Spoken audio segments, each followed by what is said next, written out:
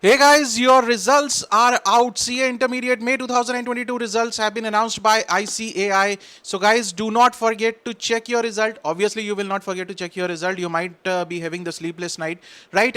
But most importantly, do not forget to share your result with us. All those who have started being a part of KSJ family, do not forget to share your results. How you can share your results?